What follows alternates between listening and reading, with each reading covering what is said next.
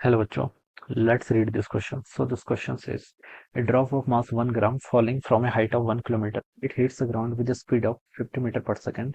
What is the work done by the unknown resistive forces? जो unknown resistive forces है, इसके कारण work done यहाँ पर कैलकुलेट करके बताना है. Okay, so we can write down the key concept of this question. इस क्वेश्चन का की कॉन्सेप्ट हम क्या लिख सकते हैं?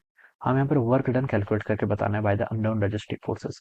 देखिए क्वेश्चन में हमें सबसे बड़ी हिंट तो क्वेश्चन में ये गिवन कर रखी है. देखिए आपको गिवन कर रखा है कि बॉल आपकी क्या कर रही है, फॉल कर रही है. ठीक है, ए ड्रॉप कर रहे हैं. ठीक है, a drop of mass 1 gram falling from a height. ठीक है, इतनी हाइट से फॉल कर रहे हैं तो इनिशियल वेलोसिटी 0 है और it hits the ground with speed. Final velocity भी गिवन कर रखी है. इनिशियल वेलोसिटी गिवन है, फाइनल वेलोसिटी गिवन है, तो हम यहाँ से काइनेटिक एनर्जी निकाल सकते हैं. और वर्क एनर्जी थ्योरम से हमें पता है the work done by all the forces will be equal to change in kinetic energy. ठीक है, किसके इक्वल होता है? Change in kinetic energy. तो यहाँ पर देखिए इस क्वेश्चन को सॉल्व करने के लिए हम वर्क एनर्जी थ्योरम का यूज करेंगे. किसका? वर्क एनर्जी थ्योरम का यूज करेंगे.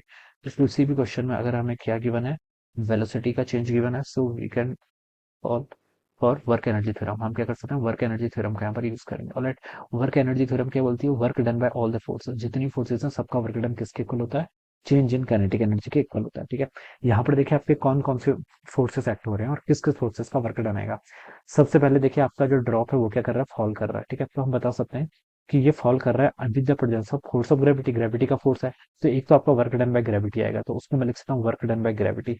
प्लस आपका जो दूसरा है वो क्या है, रजिस्ट्रिक फोर्स. रजिस्ट्रिक फोर्स का वर्क डन मान लीजिए मैं एफ से डब्ल्यू एफ से रिप्रेजेंट कर लेता हूँ. डब्ल्यू एफ की आपका work done for the resistive force, ये किसके इक्वल होगा?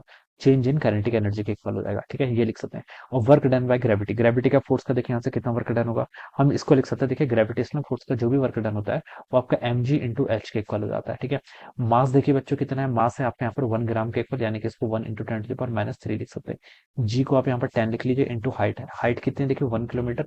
1 किलोमीटर को आप 10 टू द पावर 3 लिख लीजिए. ठीक है, तो यहाँ से -3 से +3 और ये वर्क डन कितना हो जाएगा यहाँ से आपका 10 जूल्स के इक्वल हो जाएगा. This is a work done by the force of gravity. Gravity के फोर्स का वर्क डन है कितना? 10 जूल्स के इक्वल. प्लस आपका वर्क डन बाय एफ, ये आपका रजिस्ट्रिव फोर्स है, इसको मैं ऐसे लिख लेता हूँ, is equal to change in kinetic energy के इक्वल होगा. काइनेटिक एनर्जी का देखिए आपको चेंज बताना है. ठीक है, final kinetic energy minus initial. Final kinetic energy देखिए आप क्या लिख सकते हैं, हाफ मास कितना आपका 1 into 10 to the power -3 into V का स्क्वायर. फाइनल वेलोसिटी कितनी है 50 मीटर पर सेकंड का स्क्वायर करेंगे, माइनस आपकी initial kinetic energy. Initial kinetic energy तो 0 के इक्वल है, तो यहाँ से इतना जाएगा. तो इसको सॉल्व करेंगे तो देखिए 10 जूल प्लस आपका work done by the resistive force, ये किसके इक्वल होगा? देखिए इसको सॉल्व कर लेते हैं.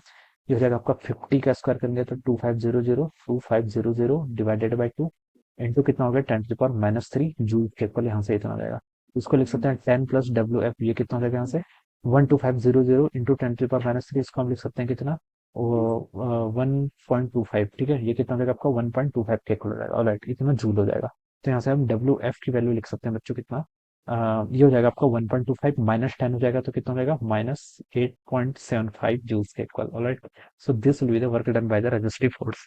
तो ये क्या हो जाएगा इस क्वेश्चन का answer. Okay, so from here option A क्या होगा इसका राइट आंसर हो जाएगा. So I hope you all understood this concept. All the best and thank you so much.